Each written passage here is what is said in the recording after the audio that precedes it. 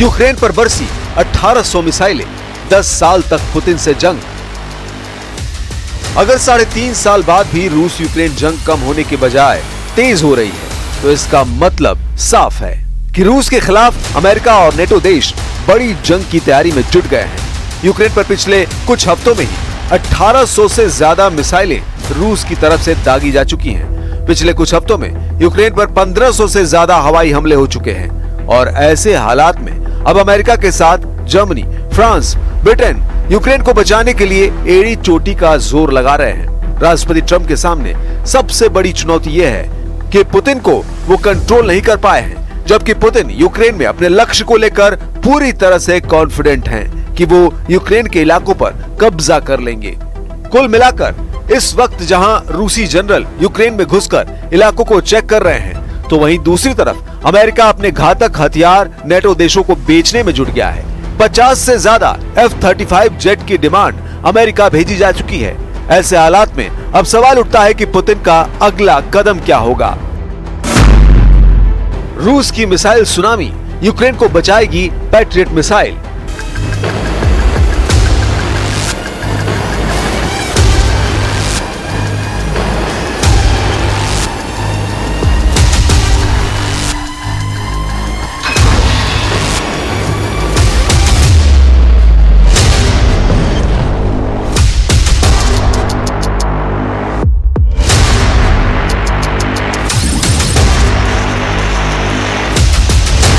Ukraine और रूस के बीच चल रहे संघर्ष ने एक और खतरनाक मोड़ ले लिया है। 13 जुलाई को यूक्रेनी राष्ट्रपति वोलोदिमीर जेलेंस्की ने रूस द्वारा किए गए ताजे हमले को खौफनाक बताते हुए इसे पुतिन का शैतानी हमला करार दिया है। 9 जुलाई को ही रूस ने एक दिन में 728 शाहिद ड्रोन हमले यूक्रेन पर किए थे। इसके अलावा रूस ने इस्कंदर और किंजल मिसाइलों का भी जमकर इस्तेमाल किया।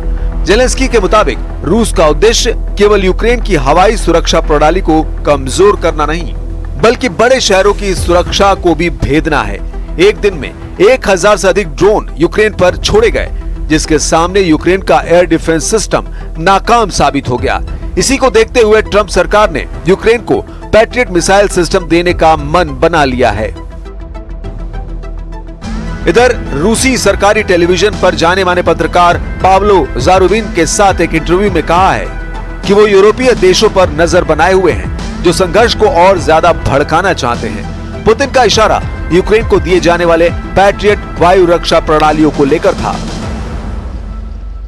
We will send them Patriots, which they desperately need, because Putin is really surprised. A lot of people, he talks nice and then he bombs everybody in the evening.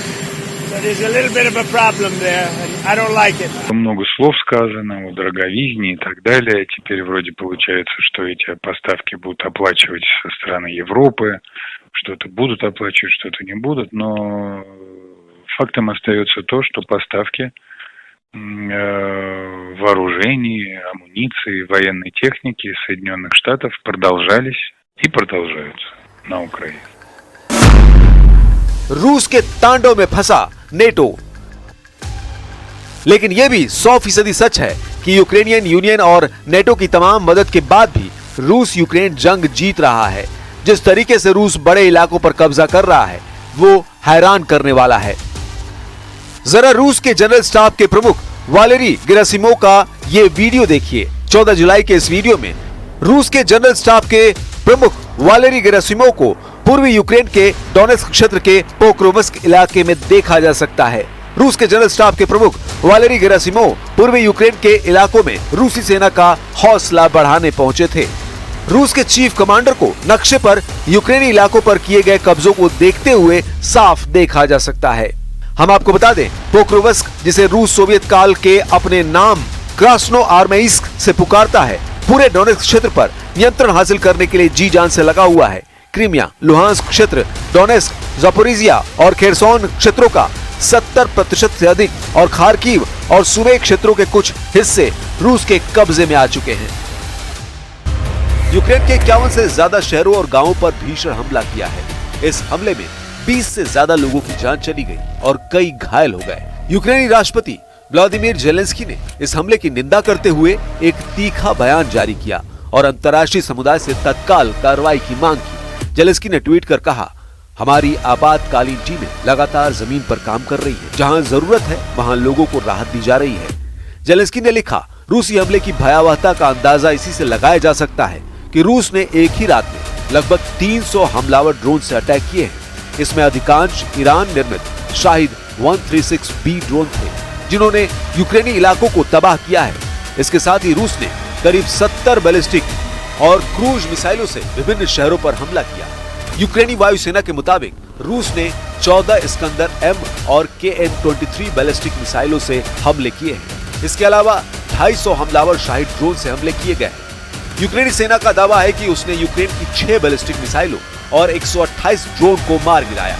रूसी हमलों से यूक्रेन की राजधानी कीव समेत Zhytomyr, Khmelnytskyi, Ternopil, Chernihiv, Sumy, Odesa, Poltava, Dnieper, Mykolaiv, Kharkiv और Cherkasy क्षेत्र में भारी नुकसान हुआ है। У ніч на суботу було 339 шахедів. Вже ближче до вечора сьогодні знов повітряні тривоги, знов шахеди в небі. Значну частину наші воїни збивають, але, на жаль, не всі. Крім того, російська армія продовжує використовувати також сотні спеціальних дронів-імітаторів, шахедів в кожному своєму ударі. Завдання цих дронів – перевантажити протиповітряну оборону та ускладнити збиття шахедів. Це їхній свідомий і підлий терор. आबादी नहीं, पूरे यूक्रेन पर कब्जा। यूएन के मुताबिक 3.5 साल की जंग में 30 लाख यूक्रेनी अपने ही देश में दूसरे ठिकानों पर जा चुके हैं, जबकि 60 लाख से ज्यादा यूक्रेनी विदेशों में शरण लिए हुए हैं। इधर पुतिन ने अमेरिका और यूक्रेन को साफ कह दिया है कि अगर सीज फायर चाहते हो तो यूक्रेन के कम से कम 5 प्रांत रूस के हवाले कर दो। हम आपको बता दें, रूस ने इन इलाकों पर हमले तेज कर दिए हैं जिन पर वो कब्जा करना चाहता है।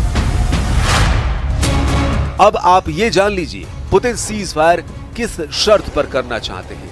रूसी सूत्रों के मुताबिक रूस ने यूक्रेन से 5 प्रांत देने को कहा है। रूस जिन 5 जगहों से यूक्रेन की आर्मी को हटाने पर तुला है वे हैं डोनेस्क, खेरसोन, खार्कीव, ज़पोरिजिया और लुहांस्क।